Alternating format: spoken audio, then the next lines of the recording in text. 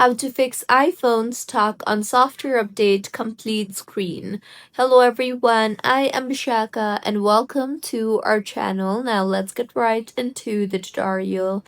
If you are facing this issue, then you can simply try to wait for 10 to 15 minutes, as sometimes the phone looks frozen but is not. So you can plug your iPhone into a charger and make sure to keep the Wi-Fi on and then wait for 10 to 15 minutes.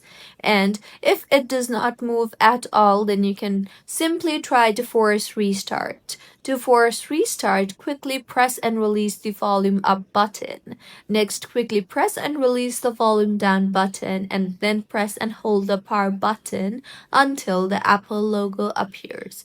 Once it appears, release the power button and your iPhone will take a forced restart.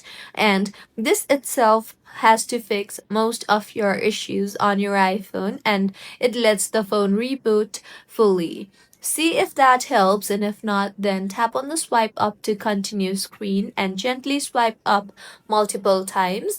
Also, make sure portrait unlock are not enabled, as if you have enabled lock orientation, then it might not be able to swipe up. You can then try to remove SIM card and then power off your iPhone and then reinsert the SIM card, as it helps if it is stuck during activation.